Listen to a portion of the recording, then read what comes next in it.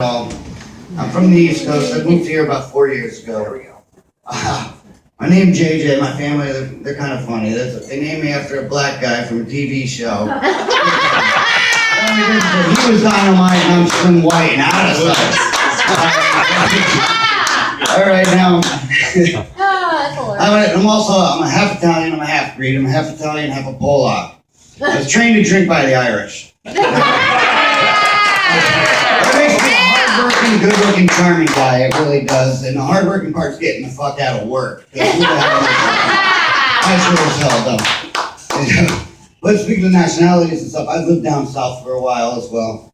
And, I was down in Georgia, and, I said, well, I'm Italian and Polish, what are you? And the guy looks at me with this southern confused look, but at the same time, he's calling me stupid. And he looks at me and he's like, well, I go. I'm American. And that's, I said, so yes, that's it, I'm American. But anyway. I get it, I'm Southern. Thank you. So go back to work. I've been really trying to find a job here in Santa Barbara now for like the past 2-3 months.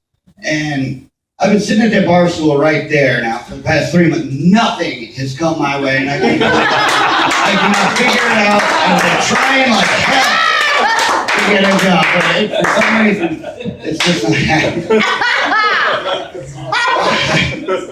Now, I forgot where I was going with this. All right, everybody likes sex here, right? Yeah. Oh yeah. Yeah. All right, so now, how many people in this room have tried to get somebody into bed? Has anybody ever tried to get somebody into bed? No. All right, well, okay, I guess I'm the only one then. No. Oh, we got, all right. Got two. So we got two here. Yeah. Now, what was the most outlandish lie you've ever told a woman? I mean, to get into bed. What do you got, Josh? I remember. All right, well, it was in the middle of a conversation. She's telling me about work. I just met her.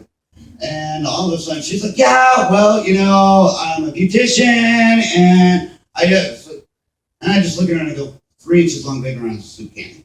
And then I continue the conversation. Just like that. What this does is her ears are turning. Now, did he just say that? What is this going on? Well, one thing leads to another. And we end up at her house. And by the time she realized I was lying and it was only 3 inches long, it was too late. She was like, well, I'm here anyway. Might as well go with this. All right, well, what else do we got here? I mean, I told you I'm from Connecticut. I've lived down south. I've moved here to California 4.5 years ago. I've seen a lot of marriages. I've been to a lot of weddings and I've been to a lot of funerals, and that's kind of sad and all, but I've come to realize that the same thing, both of them symbolize death. I mean, it's pretty much the end of your life that you fucking know it. That's just the way it's going to be. There might be another place after that, but you don't know until it happens. Yeah. But anyway, back on the grim situation of death, I've thought a lot about, what happens when I pass on, and I need something to symbolize, a headstone of sorts. But I've realized that I'm gonna have a toilet bowl. I'm gonna have a toilet bowl as a headstone, and it's gonna say, "Here lies JJ. Have a seat. Why stop now?" And by the way, put the toilet seat down because there's plenty of women back there in line waiting. All right, well, anyway, thank you very much. Yeah.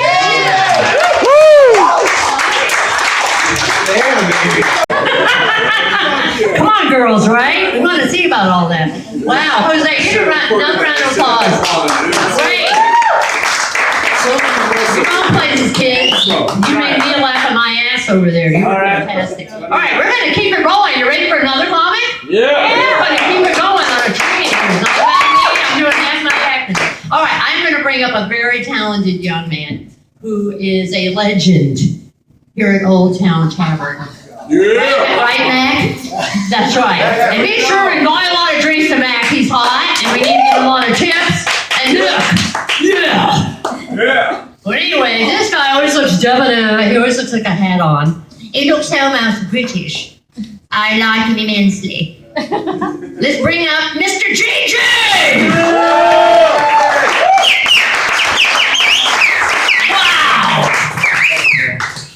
Hey, how's it going, everybody? Woo! All right. Well, I'm new to this whole comedy thing, you know. This is the third time I've been up doing stand-up. Now, first time I did all right. It takes a lot of balls to do this. It really does. You know, I've done karaoke 1,000 times. First time I got up here, I was scared shitless. I did all right. Second time, I got up on stage and I was like a deer in headlights. I mean, I forgot every joke that I had rehearsed over and over and over. I really got scared. I really thought I was getting Alzheimer's disease. I mean, I did. I was like, oh my God, I'm starting to get older. Is this what's going on? I forgot everything. Then I realized I was just really fucking drunk. I mean, I was so drunk, I could barely stand on stage. My friends are like, well, what are you gonna do? You're gonna stop drinking? Before you get on stage, just, what? Stop drinking? Fuck no. So I came up with a solution to this whole deal. I've got this here, it's called my memory board. Now, what's gonna happen is if I start to forget something, I can just refer to the memory board. Now, this is it. I am not gonna forget a fucking joke ever again. And I can keep drinking. There's nothing that's gonna get in the way of my drinking, I swear to God. After my first time up on stage, I went to my friend and I was like, man, I said, dude, I did really well. I killed it up on stage. And he looks at me and he goes, well, of course you did. I said, well, what do you mean? You knew I was gonna. This dude, you're a natural born asshole. You belong on stage. Comedy, everybody's an asshole on stage. You know, that's what they do. They say things that people just don't want to say. And that's why they laugh, because you've gotten out and you've said every single thing that they won't say. And I was like, I'm an asshole. All right. I swear. And you're an asshole too, buddy, because I'm speaking at your wedding next fucking month. And so, we'll see what his asshole has. But really, I am jealous of him because, it's really tough dating, and he's got somebody to actually marry him. I mean, I haven't had a girlfriend in I don't know how long. It's been a while. Maybe because, I'm an alcoholic, but it could have something to do with that. I don't want to believe that. So, I mean, I get up on, and I go to meet people, and, it's tough because I'm skinny. All these women, they love big, buff, tough guys. I'm a skinny guy. And, I'll go out on a date with a woman. And it's really tough because somebody will start talking trash to the girl, and I'll go, "Hey, don't you, JJ, get out of the way. I got this. Don't get hurt. I don't want you to get hurt." And I believe this. Also, I used to start dating hippie chicks because who the fuck are they to judge? They're hairy, stinky. But I mean, at the same time, once you shave all that hair off of them, there's really a beautiful woman underneath. I swear to God, I know this from fact. Let me refer to the board here. Where are we at? And then now let's go back down to the South. Carol was talking about the South. Bob, you know about the South. And I lived down South for a while, and I was from the East Coast, and it was really tough to acclimate to the South from the East Coast because everything on the South is really like. You're on the East Coast, and it's. We gotta go here. We gotta go here. So I got a job. I was doing construction down south, and I'm late. I'm getting really late for work. I gotta get gas, otherwise I'm not gonna get to work. So I get in line at the gas station, and there's some man sitting there talking to this lady behind the gas counter.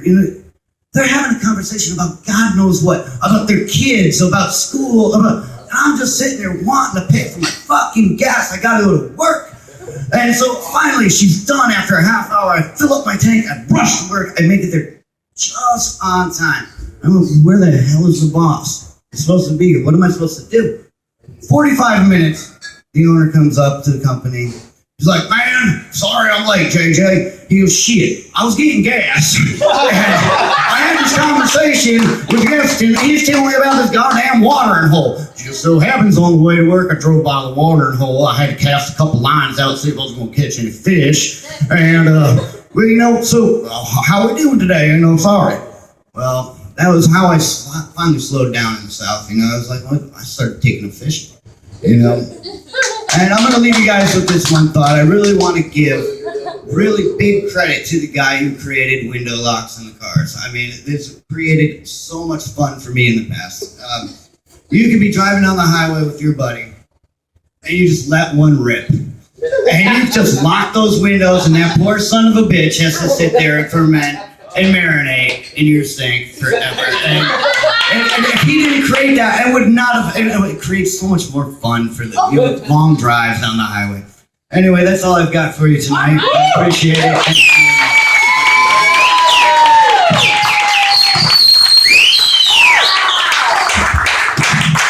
JJ? It went all right.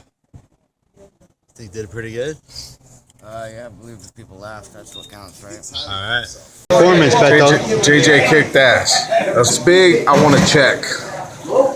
Please, JJ. I need to check. Thank you. And good night. Performance. He did pretty good. He kicked some ass and he told some good jokes. It's pretty funny. All right. Jason, you got something to say about JJ? He's a piece of shit. That's about it. Was he funny? Looking. Carol, what'd you think of JJ's performance? I thought that JJ smash it. JJ's show. My name's Matt, but JJ was fucking awesome. He's actually really, really good. I thought the board was going to backfire, but it didn't. It actually turned out to be a really good idea. All right.